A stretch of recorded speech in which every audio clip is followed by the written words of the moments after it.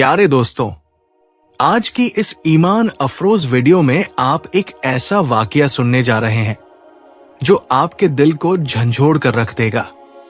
ये एक औरत की कहानी है जिसके गुनाहों की सजा ऐसी मिली कि सब हैरान रह गए। क्या आपने कभी सुना है कि किसी औरत ने बकरी का बच्चा जना हो? ये सुनने में नाकाबिले यकीन लगता है, मगर इस वाकये में हमारे लिए एक बहुत बड़ा सबक छुपा है। साथ ही हम आपको एक अल्लाह वाले की दरिया दिली की मिसाल भी सुनाएंगे, जिसने भूखों को खाना खिलाया, गरीबों की मदद की और अपने किरदार से हमें ये सिखाया कि सच्ची नेकी क्या होती है।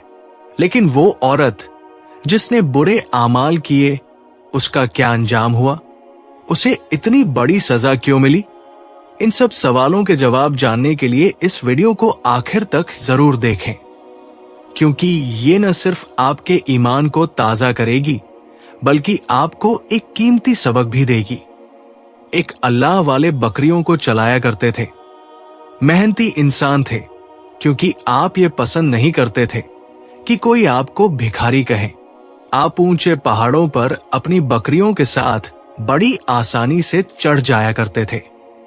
लोग आपको देखकर हंसते और कहते, ए बूढ़े शख्स, तुम इस तरह कैसे इस उम्र में इतने बड़े पहाड़ों पर चढ़ रहे हो? अपनी उम्र देखो, क्या जवानों की तरह तुम ये फुर्ती दिखाते हो? आप मुस्कुराते और कहते, भाइयों, जिस रब पर मैं भरोसा करता हूं वही ये काम करता है। उसी ने मुझे इतनी हिम्मत दी है कि इस बुढ़ापे में भी मैं बकरियों को चराने दूर पहाड़ों पर चला जाता हूं, क्योंकि मैं अपने हाथों से कमाने पर यकीन रखता हूं। किसी से भीख लेना अच्छी बात नहीं। उनके मानने वाले उनकी बहुत इज्जत किया करते और उनकी बातों से बहुत मुतासिर होते। तभी जो वो करते थे, उनके मानने वाले भी वैसा ही करने की कोशिश करते। तरह अच्छा बनने की वो कोशिश किया करते, और ये लोग जो मजाक उड़ाते थे, ये आपसे जलते थे, क्योंकि जाहिर सी बात है, इस उम्र में एक बूढ़े का जवानों की तरह चलना, जवानों की तरह रहना इनको हजम नहीं हो रहा था।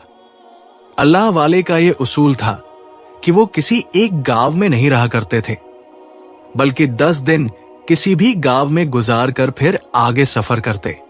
आप जब किसी नई बस्ती में जाते तो पहले सबसे बड़े घर पर दस्तक देकर उनसे कुछ न कुछ खाने की चीज लिया करते। आप ऐसा क्यों कर रहे थे, ये बात आपने किसी को नहीं बताई थी। ये कोई भीख का अंदाज नहीं था, बल्कि आप कुछ सोच समझकर ये काम किया करते।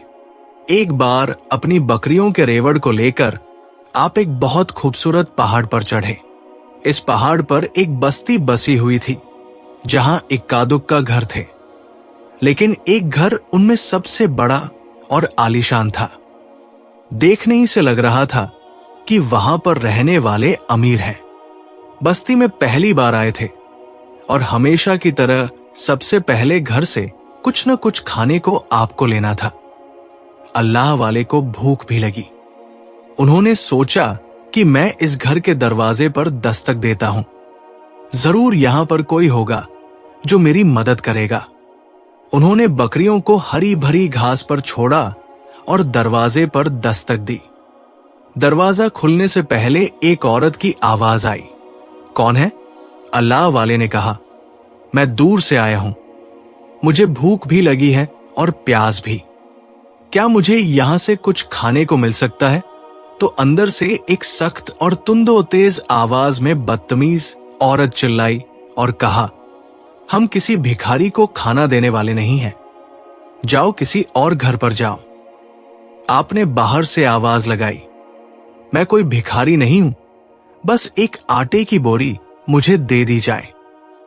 उस औरत ने चिल्लाकर कहा, एक बोरी की बात कर रहे हो? ए बूढ़े शख्स, पूरे आटे की बोरी मांग रहे हो? होश में तो हो? मैं तुम्हें एक आधी रोटी नहीं दूं और तुम यहां बोरी की बात कर रहे हो।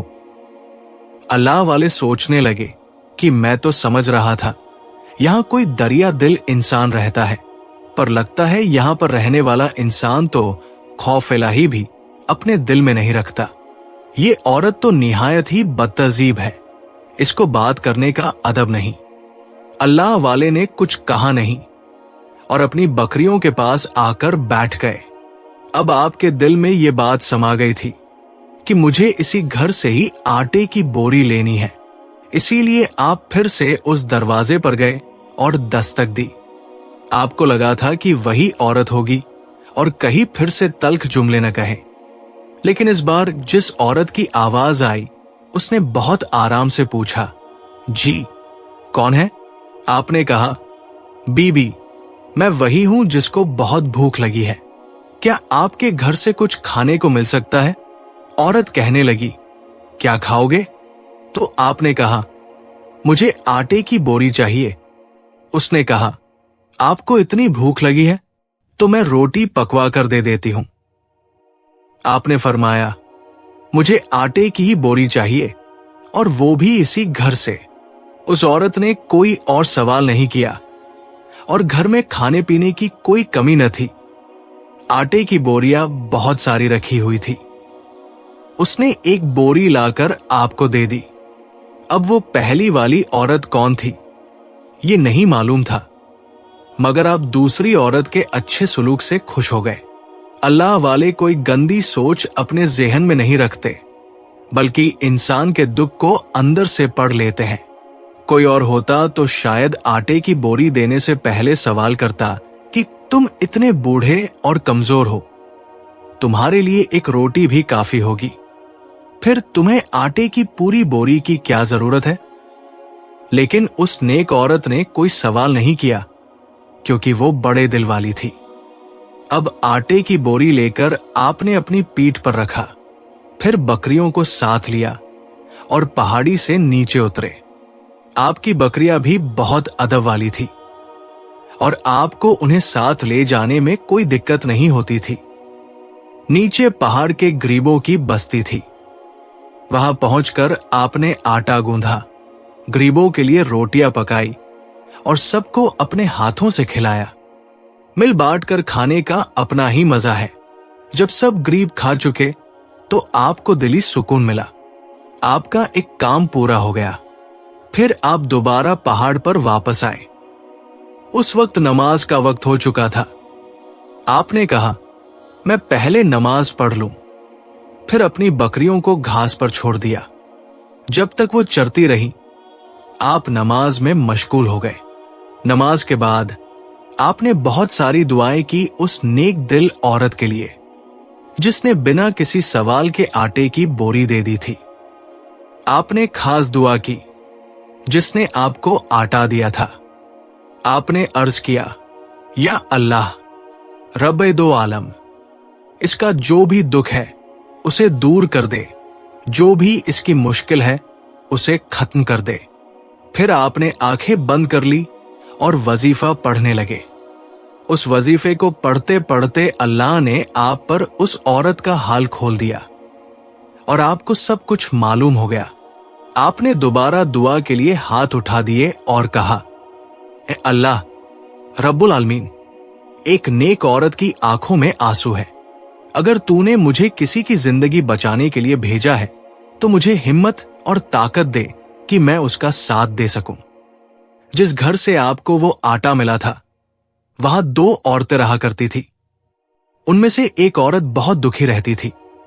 हालांकि उसके पास सब कुछ था, दौलत, मकान, जमीन, जेवरात, लेकिन वो फिर भी गम में थी, क्योंकि वो बेवा थी। मगर उसकी सबसे बड़ी उदासी की वजह यह थी कि उसकी कोई औलाद नहीं थी। जब उसका शौहर जिंदा था तो अल्लाह पाक ने उसे औलाद की नेमत से नवाजा था, लेकिन उसकी किस्मत में यही लिखा था कि उसके बच्चे पैदा होते ही मर जाते। वो अपनी औलाद की खुशी नहीं देख सकी। उसे ये समझ नहीं आता था कि आखिर ऐसा क्यों हो रहा है। उसके शौहर ने हर तरह का इलाज करवा लिया, मगर सब यही कहते, आपकी बीवी मुकम्मल तंदुरुस्त है, उसे कोई बीमारी नहीं। बस उसके नसीब में ये लिख दिया गया है कि उसकी औलाद जिंदा नहीं रहेगी।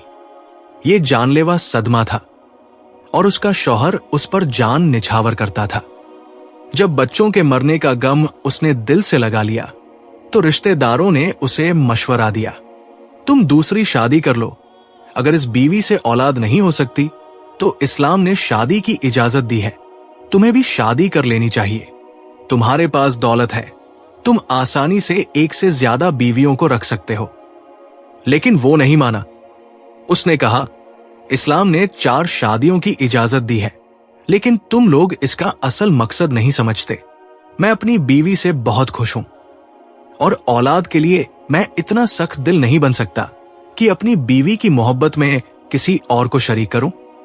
समझाने वाले समझाते रहे और उसकी बीवी को लोग ताने भी दिया करते, तुम जैसी औरत ने अपने शौहर को कितना तंग कर रखा है, तुम्हारी वजह से वो आंसू बहाता है।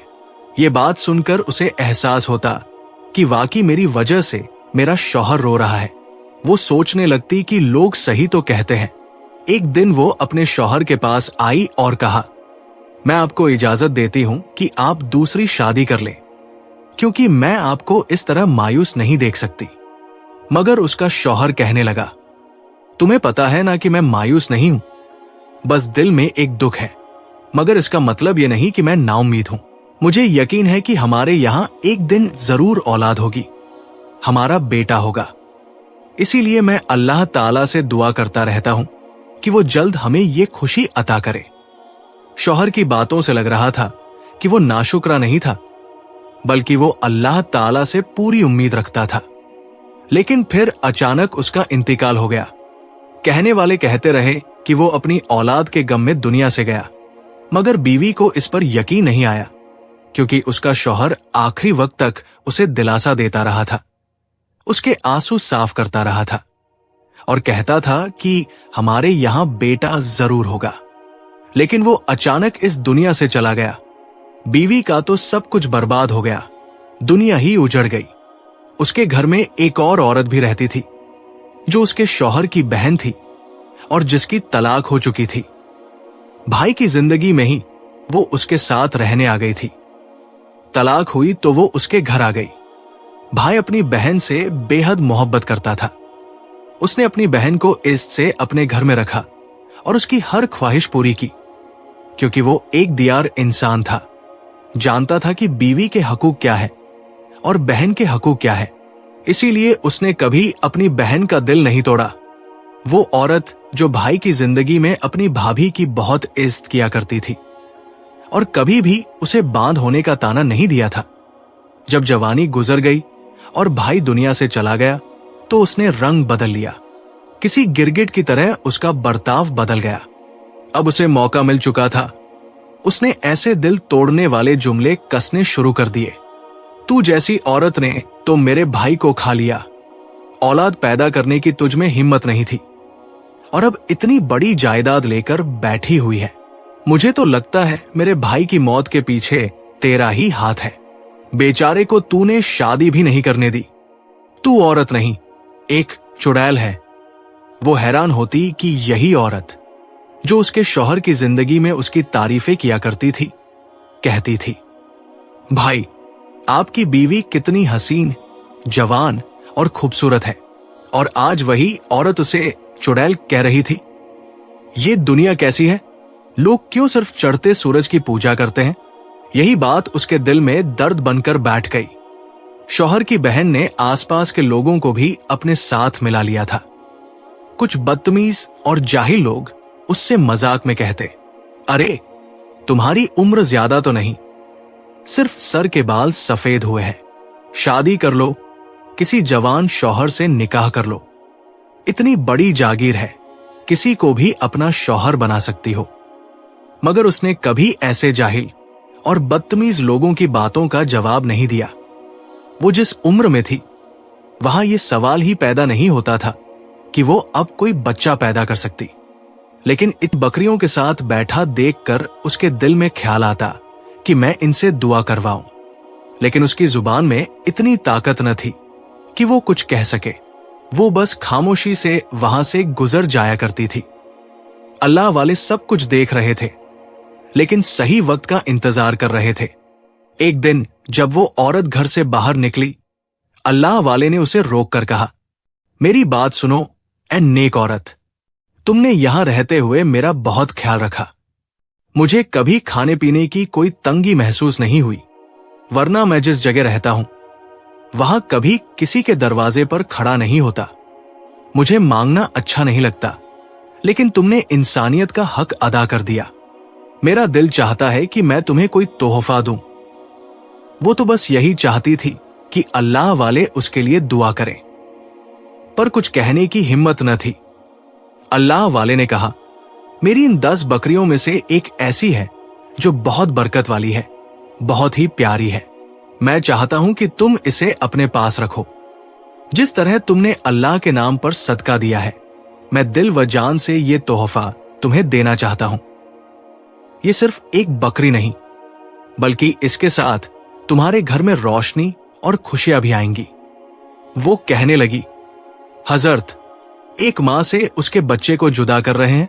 अल्लाह वाले ने मुस्कुरा कर कहा, प्यारी बेटी, समझ लो कि इस बकरी के बच्चे की मां अब तुम ही हो। तुमने आज तक भूखों को खिलाया, गरीबों की मदद की। अल्लाह तुम्हारी तमाम मुश्किलात को आसान करेगा। बस एक बात याद रखना, इसे अपने पास रखना, अपने हाथ से खिलाना और किसी भी बुरी नजर या गलत नियत वाले शख्स को इसके करीब ना आने देना। वो कहने लगी, हजरत, अगर ये आपका तोहफा है तो मैं इसे दिलो जान से कबूल करती हूं। इस बच्चे की वजह से खुश भी रहूंगी। ये आपका भी यकीन है और मेरा भी।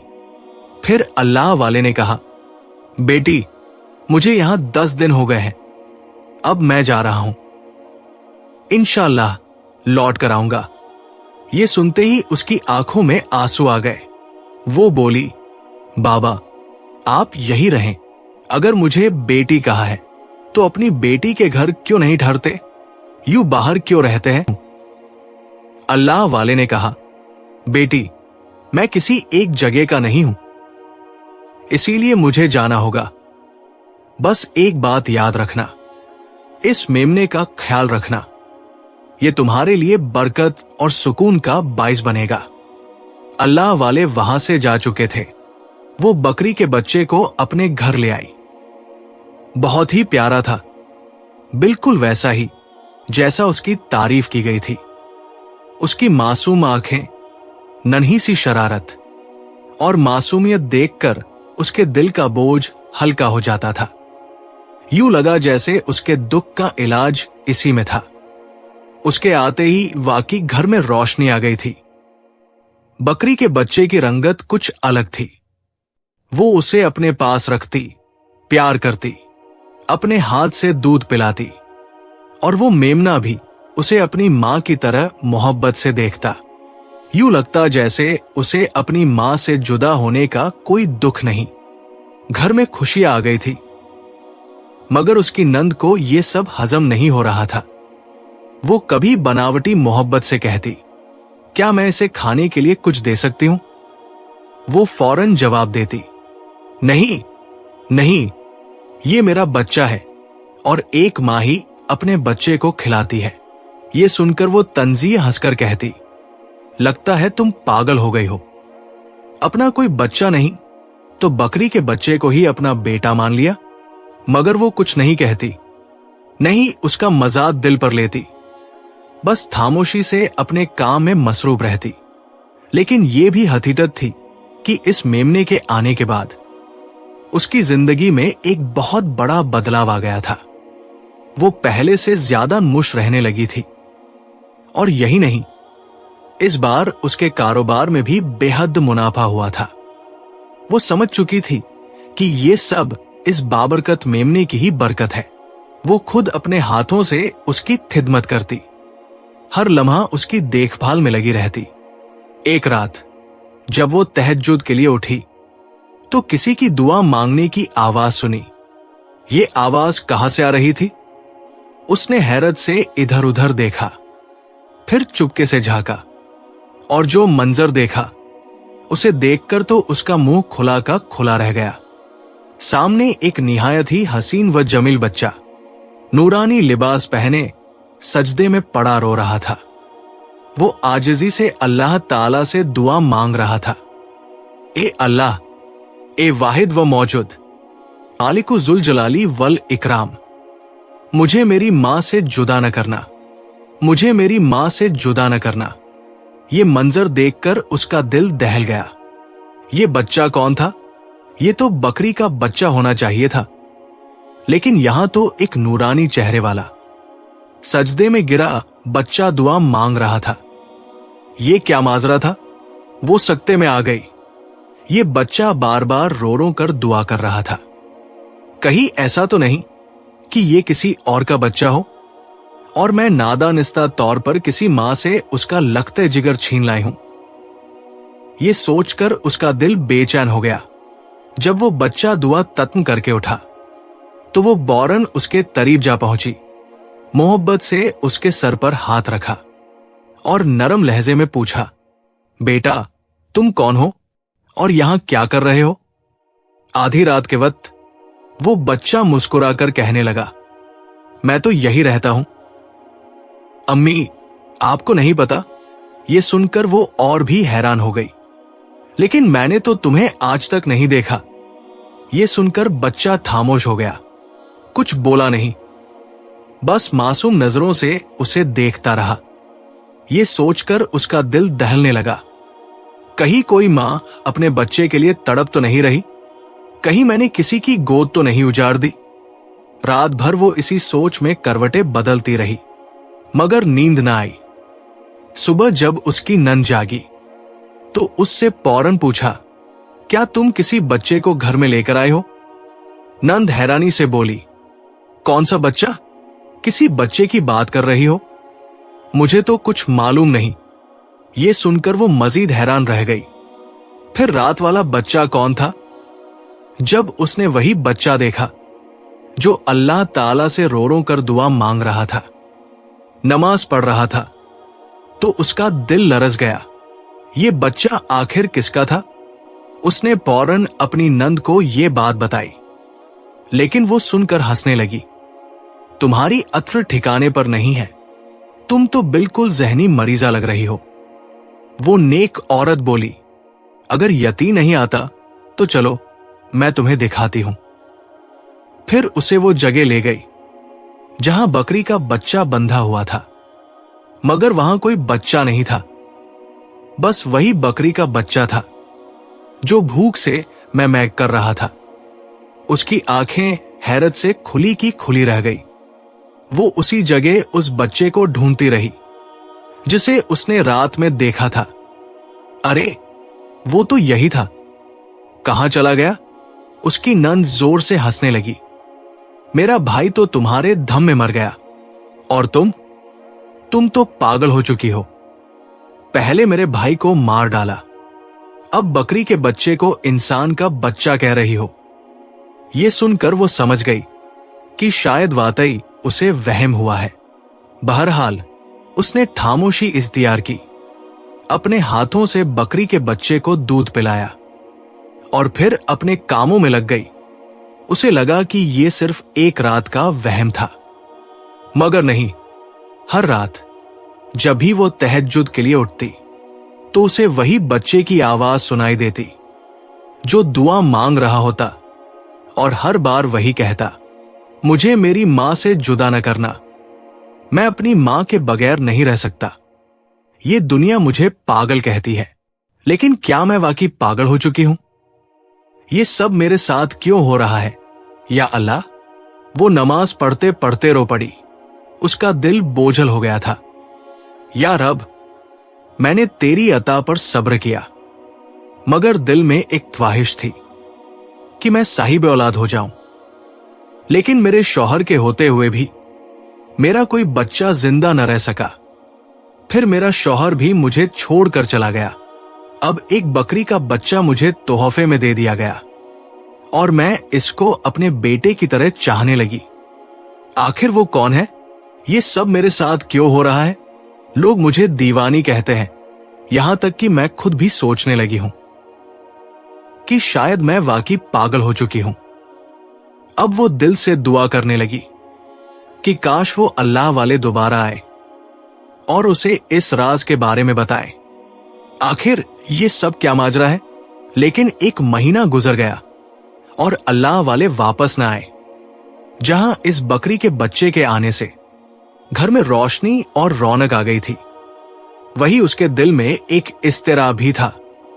क्या वो जो देख रही है वो हकीकत है या महज एक ख्वाब?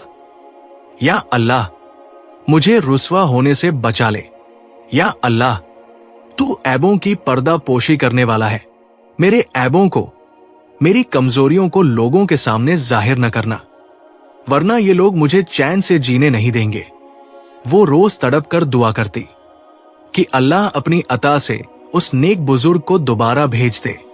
लेकिन उसके शौहर की बहन ने सब कुछ सुन लिया। वो दिल ही दिल में खुश होने लगी। ये तो पागल हो जाएगी और यही बेहतरीन मौका है। अब मैं इसके हाथ से पूरा कारोबार छीन सकती हूं। वो औरत उसके पास आई और मस्कीन लहजे में बोली, आपकी जहनी हालत देखकर लगता है कि आप अब कोई काम नहीं कर सकती। बेहतर यही होगा कि कारोबार की सारी जिम्मेदारी मुझे दे दें, ताकि हमारा गुजारा चलता रहे, वरना आप तो सब कुछ डुबो देंगी और एक चलता हुआ कारोबार तबाह हो जाएगा। वो पहले ही खुद पर शक करने लगी थी। रात में वो नूरानी बच्चा दिखाई देता, सुबह वो गायब हो जाता। बकरी का बच्चा दिन में होता, मगर रात में वो कहां चला जाता? ये सब सोच सोच कर वो हकीकतन दीवानी हो रही थी। शायद मैं वाकई संभल नहीं पा रही। आखिरकार उसने कह दिया, ठीक है, तुम ही कारोबार संभालो। अब वो कारोबार उसके हाथ में चला गया। वो हराम में बदल गया। वो बदबख्त औरत दौलत अपनी जेब में भरती रही, अयाशी में दिन गुजारती रही और दिल ही दिल में हंसती रही। इस बेवकूफ औरत से सब कुछ छीन लिया और इसे खबर तक नहीं। अपनी जीत पर जश्न मनाती और ये समझती कि ये मनमानी हमेशा चलती रहेगी। एक दिन दरवाजे पर दस्तक हुई। वो घर में ही थी। सख्त लहजे में चिल्लाकर बोली, कौन है? अल्लाह वाले की आवाज आई, बेटी मुझे आटा चाहिए। क्या आटा मिल सकता है? ये सुनकर वो बदमिजाज औरत गुस्से में आ गई। ये बूढ़ा फिर आ गया। दरवाजा खोला और गुस्ताखी करते हुए कहा, ए बूढ़े, तुम यहां क्यों चले आते हो? फिर उसे धुतकार कर भगाने लगी। तुम जैसे आदमी ने पहले ही मेरी भाभी को बीमार कर दिया और अब फिर आ गए आटा मांगने। चलो जाओ यहां से। लेकिन उस नेक औरत ने रोक दिया, इन्हें मत भगाओ। ये अल्लाह के नेक बंदे हैं, अल्लाह के वली हैं। मुझे इनसे कुछ बात करनी है। वो चिढ़कर चिल्लाई, अगर ये नेक बंदे हैं तो तुम्हारे साथ ये खेल क्यों खेल रहे हैं? पता नहीं तुम्हें ये बकरी का बच्चा क्यों दे दिया, जिसे तुम इंसान का बच्चा समझ बैठी हो। ये बूढ़ा तुम्हारे साथ कोई चाल चल रहा है। मुझे तो ये जादूगर लगता है जो हमारी जायदाद हड़प करना चाहता है। मैं तो कहती हूं ये बकरी का बच्चा भी इसके हवाले कर दो। जब से ये आया है हमें परेशान करके रखा है। लेकिन उस नेक औरत ने कहा, नहीं, इस बकरी के बच्चे का कोई कसूर नहीं, बल्कि इसके आने से मुझे खुशियां ही खुशियां मिली है। बस जो मैं पूछना चाहती हूं मुझे इनसे पूछने दो। फिर वो अल्लाह वाले के पास आई और इल्तिजा करते हुए बोली, बाबा मैं आपको आटे की 200 बोरियां दे दूंगी, बस मुझे सच बता दे, आखिर रात में मुझे वो नूरानी बच्चा क्यों नजर आता है? क्या वो हकीकत है या मेरा वहम? सब कहते हैं कि मैं वहम करती हूं और मुझे भी लगने लगा है कि शायद ये सब मेरा ख्याल है। अल्लाह वाले ने नरमी से कहा, बेटी मैं तुम्हें सब कुछ सच सच बता दूंगा, बस पहले मुझे आटा दे दो ताकि मैं अपनी रोटियां पकाऊं और सबको खिलाकर तुमसे बात करूं। वो बदबख्त औरत जलती रही, लेकिन नेक औरत ने फौरन आटा लाकर अल्लाह वाले को दे दिया। लीजिए, जितना आटा लेना है ले लीजिए। अल्लाह वाले आटा लेकर पहाड़ से नीचे उतर गए। अल्लाह वाले वापस आए तो सबके चेहरों पर खुशी की लहर दौड़ गई। आप कहां चले गए थे? हम तो कब से आपकी राह देख रहे थे। उन्होंने मुस्कुराकर कहा, जरूरी काम से गया हुआ था। अल्लाह के हुक्म से हम सफर करते हैं ताकि किसी के काम आ सके, और वो काम पूरा करके लौटे हैं। फिर कहा, चलो जल्दी से मेरी मदद करो। सबने मिलकर आटा गूंधा, रोटियां पकाई, फिर अल्लाह का शुक्र अदा किया। अल्लाह वाले ने उस दिन गैर मामूली तफसील से बात की। देखो, जिस घर से ये आटा आया है वहां एक बहुत बड़ी दिल वाली औरत रहती है। उसका एक मसला यह है कि उसकी कोई औलाद नहीं, मगर अल्लाह ताला जल्द उसे औलाद देगा। कैसे, ये तुम्हें बाद में खुद ही पता चल जाएगा। अल्लाह का करिश्मा तुम अपनी आंखों से देखोगे। सब हैरत से सुन रहे थे। बस दुआ करो कि मैं जिस नेक मकसद के लिए उसके साथ जुड़ा हूं वो पूरा हो जाए, क्योंकि तुम सबने जो रोटी खाई है वो उसी औरत की तरफ से थी, और खिलाने वाले के लिए दुआ करना फर्ज है। मेरे साथ दुआ करो कि अल्लाह उस नेक औरत की सारी परेशानियां खत्म कर दे, और जितनी नेकियां उसने और उसके शौहर ने की है उसका बेहतरीन बदला अता करे, उसके दुश्मनों को शिकस्त दे और वो औरत कामयाब हो जाए। सब ने आमीन कहा। फिर अल्लाह वाले ने इमामत की और सब ने उनके पीछे नमाज अदा की। दूसरी तरफ वो नेक औरत बेचैन थी। आखिर मेरे साथ ये सब क्यों हो रहा है? उसी वक्त उसकी बदबख्त ननद आकर सरगोशी में बोली, तुम जानती हो ये बूढ़ा तुम्हारा दुश्मन है, ये बहुत बड़ा जादूगर है। ये आटा भी इसीलिए मांगता है ताकि तुम पर जादू कर सके और तुम्हें पागल बना दे। तुम्हें अंदाजा नहीं, अगर कोई तुम्हारी चीज ले ले तो वो इस पर जादू कर सकता है, इसीलिए तुम्हारा दिमाग खराब हो रहा है। वो नेक औरत हैरत में पड़ गई। क्या वाकई ऐसा हो सकता है? आ गया। वो बौखला चुकी थी। अल्लाह वाले नहीं आए तो ननद की बातें सच लगने लगी। क्या वाकई वो जादूगर है? उनके आने के बाद ही मेरा दिमाग खराब होने लगा। पहले तो मैं इतनी घबराहट का शिकार नहीं थी। रात में वो नूरानी बच्चा नजर आता। ये कोई अनहोनी नहीं हो सकती। आने दो उन्हें, मैं खुद पूछूंगी। मेरा दामन पहले ही उजड़ चुका है, अब और क्या चाहते हैं? ननद अंदर ही अंदर मक्कारी से हंस रही थी। मैंने केस इस बूढ़े के खिलाफ कर दिया है, अब ये खुद उसे धक्के मार कर निकालेगी। उधर अल्लाह वाले दुआ करके पहाड़ पर चढ़े। बकरियों को देखा, वो सब महफूज घास चर रही थी।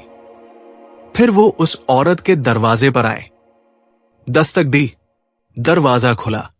सामने एक बदली हुई औरत खड़ी थी, वही जो मोहब्बत से पेश आती थी। अब उसकी आंखों में नफरत थी। ऐ बूढ़े इंसान, तुमने मेरे साथ बहुत बुरा किया। मैं तुम्हें अपने बाप की जगह समझती रही। इज्जत दी, मदद की, जब जब आटा मांगा दिया, मगर तुमने मेरी मोहब्बत का गलत इस्तेमाल किया। क्या वो बच्चा तुमने मेरे घर भेजा था? और भेजा था तो क्यों? मेरे साथ ऐसा क्यों कर रहे हो? ये जादू टोना क्यों? अल्लाह वाले सब कुछ जानते थे। ये वो औरत नहीं बल्कि किसी और की शक्ल में खड़ी थी, मगर उन्हें न गुस्सा आया न ही जलाल। बस शफकत से हाथ बढ़ाया और उसके सर पर रखा। जैसे ही हाथ रखा वो होश में आ गई। मुझे इस घर की वारिस बनना था। वो औरत होश में आ चुकी थी। पहचान गई कि जो अभी खड़ा था वो कोई और था। आप कब आए? मोहब्बत भरी मुस्कुराहट से बोले, बेटी अभी आया हूं। नमाज पढ़ के तुम्हारे पास पहुंचा हूं, और जो सवाल तुमने किया था अब उसका जवाब भी सुन लो।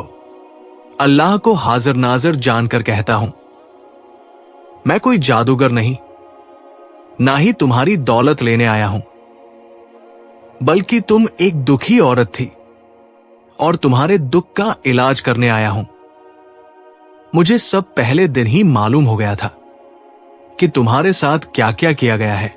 तुम्हारा बाचपन, ये हकीकत जानना नहीं चाहोगी? थोड़ा ठहर कर बोले, अब मुझे घर के अंदर आने की इजाजत है। वो कैसे इनकार करती? इससे उन्हें घर ले आई। अल्लाह वाले बैठे, फिर कहा, अपने शौहर की बहन को बुलाओ। गुस्ताख औरत आई। तंजिया हंसी और बोली, ए भिखारी, तू रोज आटा मांगने आ जाता है, क्या चाहता है? अल्लाह वाले की आवाज गरजी, ए बदबख्त औरत, तू कितनी खबीज है, क्या जानती है कि इंसानियत के दर्जे से गिरने वाली है? कभी सोचा है तूने अपने भाई की खुशियां उजाड़ दी? तेरी भाभी बाज नहीं थी, उसकी औलाद मरने के पीछे तेरा हाथ है, और तेरे भाई की मौत भी तेरे ही सबब हुई। अब तू चाहती है कि ये औरत भी दुनिया से चली जाए और तू तन्हा वारिस बन जाए। ये मालो दौलत यही रह जाना है, सब फना हो जाएगा और तू सजा पाएगी। अल्लाह वाले की जलाली आवाज से लरज गई, सच उगलने लगी। हां, मैंने अपने भाई की कोई औलाद जिंदा नहीं रहने दी, क्योंकि मुझे इस घर की वारिस बनना था। अल्लाह की कुदरत, अगर इसका कोई बेटा या बेटी दुनिया में आ जाता तो मुझे कुछ न मिलता। ये सब मेरा हक था।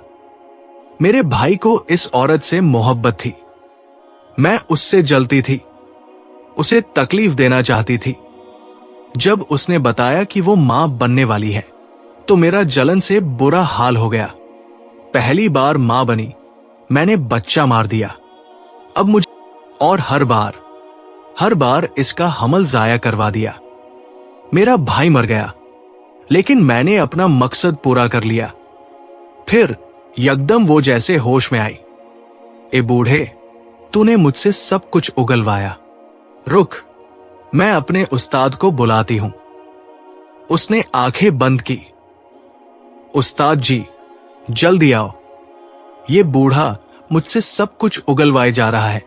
अचानक काला धुआं उठा और एक गंदी शक्ल वाला शख्स नमूदार हुआ। खूनी आंखें, मकरू लिबास, बदबूदार आवाज, ए बूढ़े, क्या जादू कर रहा है तू? इन दो औरतों के पीछे क्यों पड़ा है?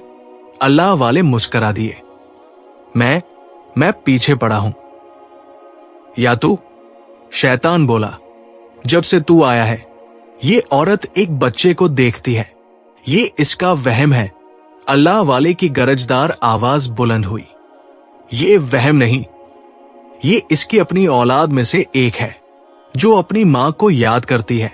अल्लाह चाहे तो सब कर सकता है, कुन फयकून कह दे तो सब हो जाता है।